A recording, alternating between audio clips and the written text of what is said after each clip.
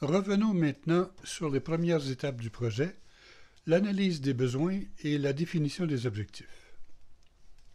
L'analyse du contexte de formation vise les objectifs suivants.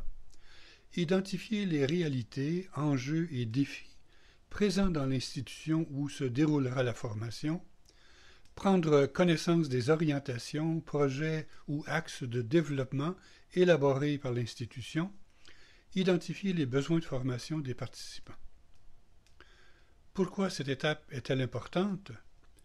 Pour que la formation soit utile au système éducatif, il faut qu'elle soit en lien avec ses objectifs de développement ou avec ses problèmes de fonctionnement. À cette étape, il importe que les responsables de la formation connaissent l'institution, ses ambitions et ses défis, ses processus efficaces ou déficients, et enfin sa vision de son développement. Une identification claire des situations que l'on veut améliorer constitue le fondement de toute la gestion de la formation. Les renseignements nécessaires pour l'identifier sont parfois disponibles dans l'établissement. On peut les retrouver dans le projet d'établissement ou le projet de développement de l'institution, les correspondances officielles aux parents d'élèves ou à la clientèle de l'institution, des comptes rendus des réunions d'orientation, des rapports d'activité de l'établissement ou de l'institution. Ces renseignements peuvent être très clairs dans l'esprit des gestionnaires ou n'être écrits nulle part. Dans ce cas, des entrevues avec eux peuvent s'avérer le meilleur moyen de définir les objectifs à poursuivre et les situations à améliorer. Parfois, aucune réflexion sur l'avenir de l'institution n'a encore été faite, aucun écart de performance n'a été identifié.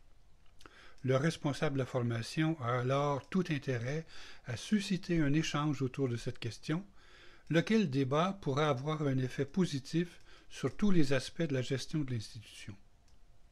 Cet échange permettra de s'assurer que la formation contribuera au développement du système, à la réalisation de ses objectifs et qu'elle sera bénéfique à l'ensemble de ses employés.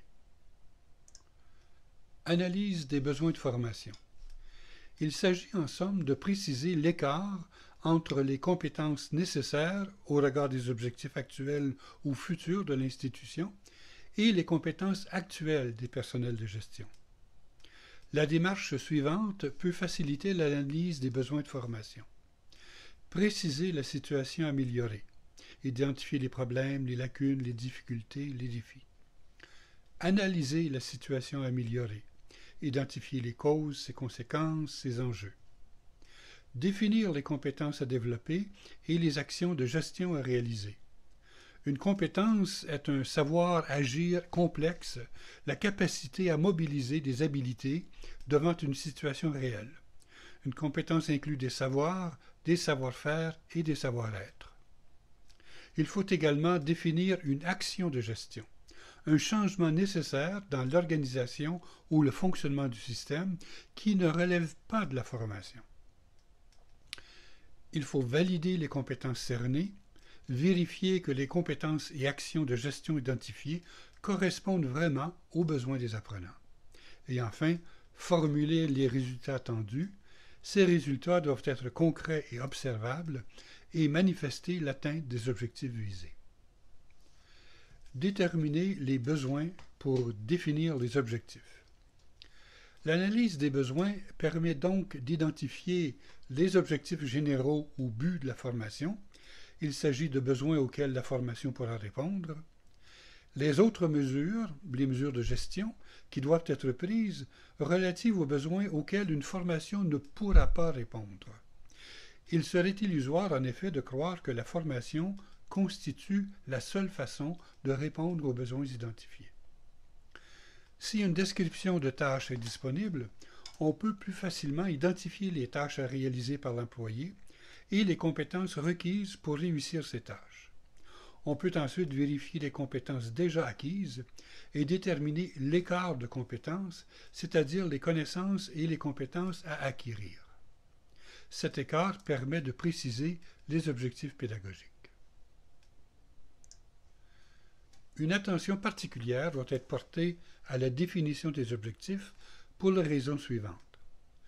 Vis-à-vis des commanditaires de la formation, les objectifs ont pour but de rendre explicables les buts de formation et de définir les critères de succès. Pour le concepteur, les objectifs facilitent la rédaction du contenu, ils optimisent la qualité de la formation et ils permettent de bâtir le référentiel de formation et d'évaluation. Enfin, pour l'apprenant, les objectifs donnent du sens à l'apprentissage. Ils facilitent sa compréhension de l'organisation et du contenu de la formation. Ce point est essentiel dans une relation à distance. Ils lui permettent aussi de s'auto-évaluer. Dans la diapositive précédente, on aura noté qu'une formation peut viser différents types d'objectifs. On peut distinguer des objectifs basés sur l'acquisition de connaissances ou d'objectifs d'information. Pour atteindre ces objectifs, les étudiants devront acquérir de nouvelles connaissances, de nouveaux savoirs. Pour atteindre des objectifs de performance et démontrer l'acquisition de compétences, les étudiants devront manifester l'acquisition en plus de savoir-faire et de savoir-être dans des situations concrètes et complexes. Dans le cas d'un objectif visant l'acquisition de connaissances ou de savoir, on procède à l'analyse des contenus d'information.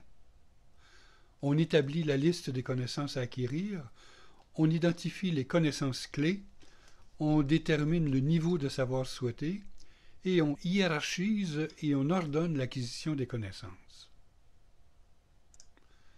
Dans le cas d'objectifs visant l'acquisition de savoir-faire et de savoir-être visant des compétences, on établit d'abord la liste des tâches à réaliser par l'employé. L'analyse des tâches permet de dégager les compétences sous-jacentes. On précise alors le niveau de savoir souhaité et on élabore la hiérarchie des compétences. Les diapositives suivantes approfondiront cette hiérarchie des compétences. Les objectifs visés par les activités de formation ne visent pas toutes les mêmes niveaux de savoir. Certains savoirs sont beaucoup plus complexes que d'autres. Benjamin Bloom a proposé un célèbre modèle taxonomique qui classe les objectifs pédagogiques en 6 catégories, allant du plus simple au plus complexe et du concret à l'abstrait. Ce modèle est indépendant de la discipline et du niveau de l'apprenant. Voici les niveaux de savoir identifiés par Bloom. Ce tableau aide à identifier la complexité des objectifs pédagogiques et à associer les niveaux de savoir à des verbes clés à utiliser dans la définition des objectifs. Par exemple, si un objectif vise l'acquisition d'une connaissance ou d'un savoir, on peut utiliser des verbes comme identifier, définir, reconnaître, rappeler. Si un objectif vise un savoir procédural, on utilise des verbes comme appliquer, organiser, inférer, transférer, etc. Dans un souci de simplification, il est possible de regrouper les 6 niveaux de Bloom en 3. Le premier niveau concerne l'acquisition de savoirs théoriques. Il correspond au premier niveau de Bloom. Par exemple, un objectif comme connaître les numéros et les intitulés des comptes définis dans le plan comptable de l'établissement entre dans cette catégorie. Le second niveau concerne le savoir procédural ou le savoir-faire. Ce niveau nécessite de la part de l'apprenant la compréhension de la procédure et la capacité à la mettre en application. Par exemple, un objectif tel que être capable de saisir les écritures d'achat dans Simple comptable entre dans cette catégorie. Le troisième niveau concerne le savoir pratique. Cette catégorie regroupe les derniers niveaux de Bloom et présente beaucoup plus de difficultés en formation à distance. Cette distinction entre les niveaux est importante car elle permettra de déterminer les formes de séquences pédagogiques à mettre en œuvre en fonction du niveau de l'objectif à atteindre. L'analyse de l'environnement de formation permet d'identifier les ressources et les contraintes dans la mise en place de la formation. Cette analyse peut porter sur les ressources humaines, identifier des personnes qui ont de l'expertise et de l'expérience dans le domaine de formation et qui pourraient être utiles dans la conception ou la réalisation de la formation. Les ressources documentaires. Identifier des documents locaux ou nationaux qui pourraient enrichir la conception ou la réalisation de l'activité de formation. Ressources techniques. Identifier les outils informatiques disponibles ou les autres outils techniques qui pourraient être utiles. Ressources financières.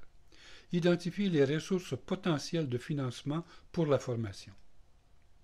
Cette analyse permet d'éviter de réinventer la roue, de refaire un travail déjà réalisé.